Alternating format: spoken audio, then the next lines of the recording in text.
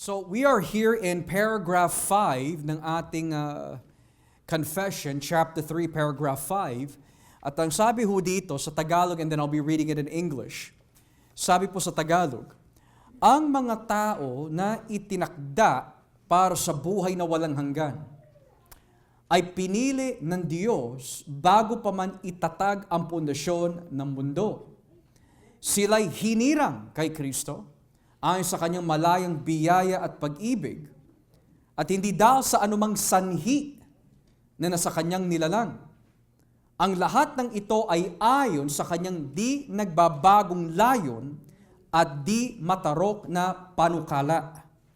In English, those of mankind that are predestinated to life, God, before the foundation of the world was laid, according to His eternal and immutable purpose and the secret counsel and good pleasure of His will, had chosen in Christ unto everlasting glory out of His mere free grace and love, without any other thing in the creature as a condition or cause moving Him thereunto.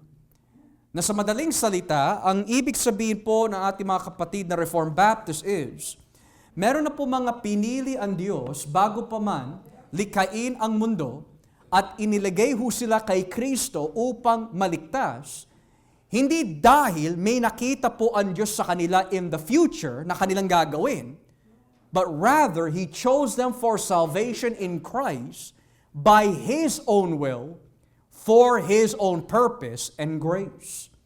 Ngayon, sa ganyang klaseng katuruan, ito po ay madalas pinagdedebatehan at itinuturo ng tatlong sistema within what we would call Protestantism. You have those na tinatawag po nila ang kanilang mga sarili Molinists. And we've come to learn a little bit kung ano po yung Molinism at kung saan po siya nagmula. It came from a Jesuit Roman Catholic scholar by the name of Luis Molina, sometime in the 16th and 17th century. At itinuro po niya dahil po nagkakaroon po ng mga masasabi natin ng mga discussions and tensions of reconciling yung tinatawag na sovereignty of God and human responsibility, dahil these two truths ay itinuturo man po talaga sa Biblia that man is given a choice to a certain extent to respond to God, whether by rejection, if they are left in reprobation, or kapag sila'y binuksan ng Diyos po with truth and grace, they will come to Christ and accept the Lord. So dahil po dyan, they believe that may kalayaan po ang tao, pero at the same time, hindi po nila ma-reconcile that ang Diyos is in fact sovereign. So because of this, ito po ang itinuro ng mga Molinist. Kaya ang tao po ay lumalapit kay Kristo, at kung bakit sila pinili ni Kristo is because of the fact God looked at different scenarios and multiverses and chose who will come. Ayon po sa ganitong katuruan, it suggests that marami po mga, we could say, multiverses na nakita po ng Panginoon in the future. Multiverse 1, only 5 million people will come to Christ. Wag yan. Multiverse 2, only 100,000 people will come to Christ. Wag yan. Multiverse 3, 7 billion people will come to Christ. At nakita ng Panginoon in Multiverse 3 that the 7 billion ay lalapit sa Kanya by their free will, and therefore pinili ng Diyos ang Multiverse 3 at pinili po niya yung mga nakita niya na lalapit sa Kanya. Yan ang paniniwala ng Molinism. Arminianism teaches God looked into the future and saw who would come. What's the difference between these two? Walang multiverse on the Arminian side. Ang paniniwala lang po nila, one universe na nilikha ng Diyos, pero nakita niya in the future kung sino lalapit kay Kristo. And nung nakita po niya in the future kung sino lalapit kay Kristo, doon pa lang nagsimula ang Panginoon na mamili. Yung binabanggit dito ng ating mga kapatid, hinirang sila kay Kristo. Because, according to these guys, nakita ng Panginoon who will come to Him. The Reformed position, however, is of course different from all of them, and that is, God did not look into the future. But what did He do? Bago pa ho, likhain ang lahat ng bagay, namili na ang Panginoon. He didn't have to look into the future because He designed the future. And where do we find that? Turn with me in Ephesians chapter 1. Saan natin makikita ang katuruan ng ating mga Reformed Baptists? Ephesians chapter 1, beginning at verses 3 and following. Napakalinaw po nito mga kapatid. Tignan niyo ho ang nakalagay. Efeso 1, talatang 3, pababa. It says, purihin natin ang Diyos at Ama ng ating Panginoong Hesukristo. Dahil sa pakikipag-isa natin kay Kristo, ibinigay niya sa atin ang lahat ng pagpapalang espiritual mula sa langit. Bago pa man niya likhain ang mundo, pinili na niya tayo para maging banal at walang kapintasan sa paningin niya. Dahil sa pag-ibig niya, noong una pa'y itinalaga na niya tayo para maging mga anak niya sa pamagitan ni Hesukristo. So dito, ang ating mga Reformed Baptist na kapatid is teaching whatever Ephesians is teaching, and that is, walang nakalagay in Ephesians 1 that God looked into the future and the basis of His choosing is because of them, but rather because of His own self and love for them.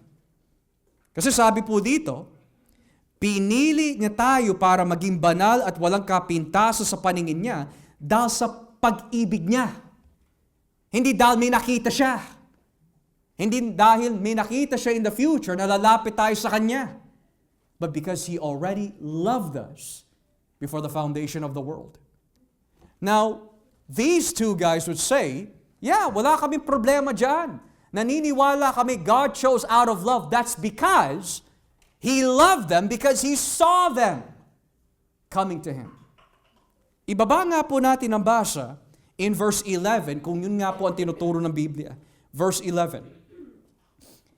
Ginagawa ng Diyos ang lahat ng bagay ayon sa plano niya at kalooban. At ayon nga sa plano niya nung una, pinili niya kami para maging Kanya sa pamagitan ng pakikipag-isa kay Kristo. So bakit po siya namili? Bakit po niya ginawa itong planong ito? Kasi sabi ng Biblia, ayon sa Kanyang kalooban. In English, in Him we were chosen. Why? Because we having been predestined according to the plan of Him who works out everything in conformity with the purpose of whose will? His will. Hindi will ng mga nakita ng Diyos na lalapit sa Kanya. Hindi yung will ng mga multiverses na nakita ng Panginoon kung sino lalapit sa Kanya. But rather, because of His will. Ngayon, what's going to be the problem kapag ito ang ating sinangayunan, itong dalawang ito? Ang lalabas, hindi pwede kumilos ang Diyos na hindi muna kino-confirm ng dalawa. Nang ibig sabihin, nakasalalay ang plano ng Diyos sa desisyon ng nilalang. At hindi yung pabaliktad. Hindi nakasalalay ang desisyon ng Diyos sa kung anong gagawin ng mga ito. Kaya nga sabi nga hindi ito nagawa ng Diyos sa anumang sanhi na nasa kanyang nilalang. Why He chose you in Christ? Because He loved you. Why did He choose you and not your neighbor? Because He loved you. Why He chose you rather than your family members? Because He loved you. Yan yung sinasabi po dito sa confession natin. Ang lahat ng ito ay sa kanyang di nagbabagong layon at di matarok na panukala. So kung tatanungin po natin, bakit ka minahal ng Panginoon? That's a mystery. Bakit ka pinili ng Diyos? That's a mystery.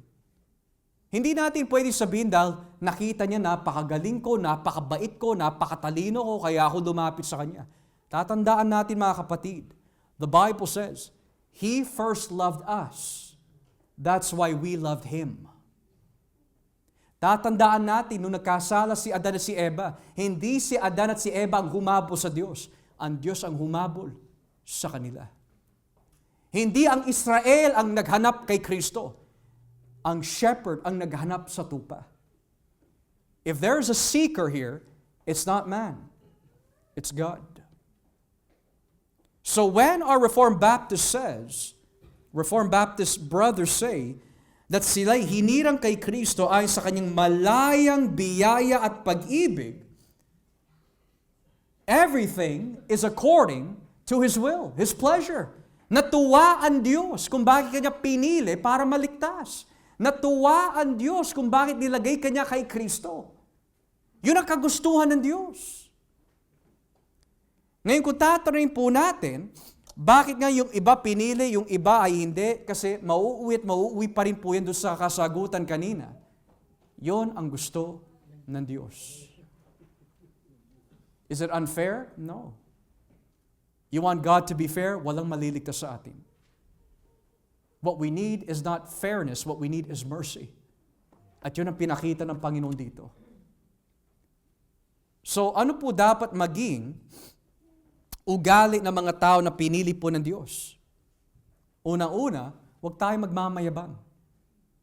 Huwag tayong maging arrogante. Huwag natin ipagmalaki kung sino ho tayo sa mga tao. Ipagmalaki natin kung sino yung nagligtas sa atin. Ipagmalaki natin kung sino ang luminis sa atin. Ipagmalaki natin ang Diyos na pumili sa atin when we were still enemies of God. So biblical po ba yung katuruan na ang mga tao na itinakda para sa buhay na walang hanggan ay pinili ng Diyos bago pa man itatag ang pundasyon sa mundo? Sila'y hinirang kay Kristo ayon sa kanyang malayang biyaya at pag-ibig at hindi dahil sa anumang sanhi na sa kanyang nilalang. Ang lahat ng ito ay ayon sa kanyang di nagbabagong layon at di matarok na panukala. Is that biblical? Sabi po ng Biblia, yes it is. It is biblical mga kapatid. Kaya as we come to a close in Romans chapter 11, kung ating po babasahin, Romans chapter 11, napakaganda ng katuruan na ito. Romans chapter 11, bakit po niya ginawa ang lahat ng bagay na ito? Verses 33 and following. Romans chapter 11. Verses 33 and following. Napakadakila ng kabutihan ng Diyos. Napakalalim ng kanyang karunungan at kaalaman. Hindi natin kayang unawain ang kanyang mga pasya at pamamaraan. Gaya nga na sinasabi sa kasulatan, sino kaya ang makaunawa sa kaisipan ng Panginoon? Sino kaya ang makapagpayo sa Kanya? Sino kaya ang makapagbigay ng anuman sa Kanya para tumanaw siya ng utang ng loob? Sapagkat ang lahat ng bagay ay nanggagaling sa Kanya at nilikha ang mga ito sa pamagitan niya at para sa Kanya. Purihin ang Diyos magpakailanman. Amen. For from Him, and through Him, and for Him are all things. To Him be the glory forever. Amen. Yan ang rason kung bakit tayo pinili ng Diyos. So with that being said, mga kapatid, does anyone have any questions this evening? Tumano ba o tumanaw? Tumanaw. Tumanaw. Salamat mga kapatid. Tumanaw. Does anyone have any questions? Yes, Brother June. Paano pa natin i-reconcile yung John John 3:16? 3:16? Kasi parang yun ang batayan nila doon sa Mhm. Mormonism and Arminianism. Yes. Well, kahit naman po ang Reformed position naniniwala sa John 3:16. Pero ang katanungan ho doon, sino yung mga nasa mundo na sasampalataya? Who are they in the world that will come to faith? So bago po dumating ang John 3:16, ito na po yung sinabi ni John in chapter 1. Tingnan niyo po yung sinabi niya sa chapter 1. Kasi bago pa ho dumating ang John 3:16, John already made it very clear kung sino ho ang sasampalataya. In John 1 verses 12 to 13, sabi po dito, John 1:12 to 13, ngunit ang lahat ng tumanggap at sumampalataya sa Kanya ay binigyan niya ng karapatang maging anak ng Diyos. So paano po sila naging anak ng Diyos? Verse 13, naging anak sila ng Diyos hindi sa pamagitan ng pisikal na pagkasilang o dahil sa kagustuhan ng tao, kundi dahil sa kalooban ng Diyos. So, is election biblical? Yes. Is John 3:16 biblical? Yes. So in other words, how do we reconcile John 3:16? Yung mga tao in the world na sasampalataya, yun din ang pinili ng Diyos. So hindi dahil sa kagustuhan po nila, kundi sa kagustuhan ng Panginoon. Okay? Very good. Anyone else? Yes, Brother Joe. So, lumalaban talagang providensya, hindi kagusto ng tao. Talagang yun ang gusto ng Diyos, providensya niya. Masusunod din yung sa tao. Di ba nga sabi ho niya sa Roman 9, I will show mercy to who I want to show mercy. And I will harden whoever I want to harden. So, mauuwi pa rin sa kamay ng Diyos.